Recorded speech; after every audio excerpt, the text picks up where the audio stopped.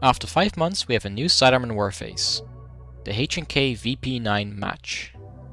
It's a high-capacity semi-automatic pistol with an all-around strong set of stats. But how does it compare against the current top pistols? And more importantly, should you try to get it? I'm Mr. Xbus, and today we'll take a look at this brand new sidearm, and while it is one of the best ones in the game, it may not be the best in the game. First of all, let's take a look at how you can get your hands on this pistol. Currently, the only way to get it is by opening random boxes for it. There is a smuggler's card available in these, which will cost you 995 credits when you get it. If you want to open the random boxes, the first box will cost you 30 credits. Now let's take a look at the stats. Overall, it has very powerful stats across the board, with 130 base damage being its main strong point. This puts it on the same damage level as the Celtic Sub 2000 and also gets very close to some revolvers in this game. Every other base stat is actually pretty average. 300 RPM, 11.5 max range, and a damage drop of 1.7 per meter. Another strong point is the ammo pool. It has a 20 round magazine and 100 reserve ammo, which can be particularly useful for PvE. Lastly, it has a 2-second reload time, good swap speed, and good aim and hip accuracy. Again, these stats are very similar to many of the other current top pistols.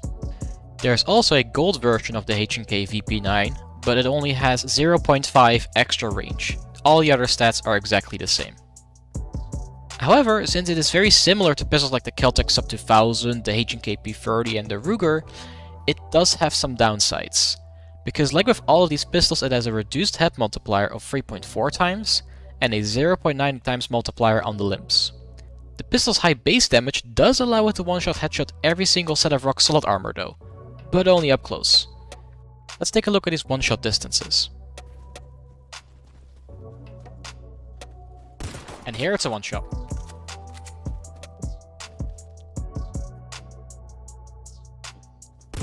This is one-shot range, so it's basically when I'm lining up with this. Will this work? Yes. So medic and engineer pretty much have the same distance to one-shot. That's one-shot, okay? Yeah.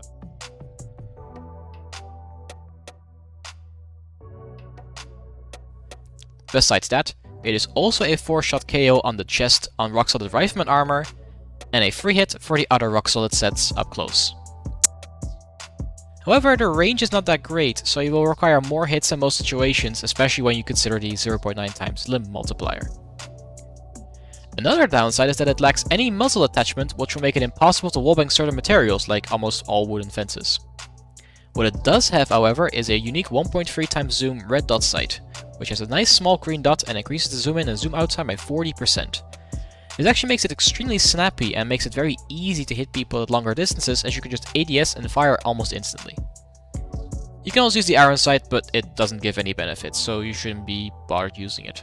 There is one more problem with this pistol though, and that is the recoil, in particular the random recoil. This pistol has significantly more random recoil than other new pistols in the game. The kick of this pistol can be quite random at times, especially when you try to spray with it.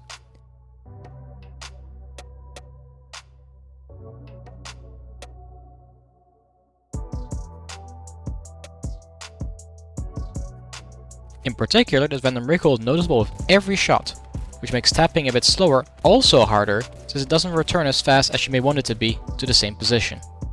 There's one more thing I do like about this pistol though, and those are the animations and firing sounds.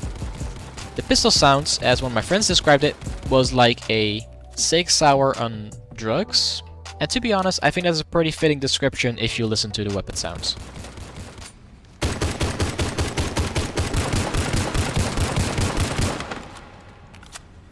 So to summarize, we have an all-round powerful pistol, which does share the drawbacks of the same set of pistols released before it, like the H&K P30 and the Ruger Mark IV Lite. Which leads to the question, should you be getting this pistol? In this case, it could very well depend on which class you like to play the most. For engineers and medics, who could sometimes use a pistol that has a better one-shot headshot range, a pistol like the Makarov M1911 or any of the old revolvers would be better. However, for riflemen and snipers, this pistol is amazing. These classes usually need a pistol to finish opponents, so having something with such a high base damage could definitely be helpful.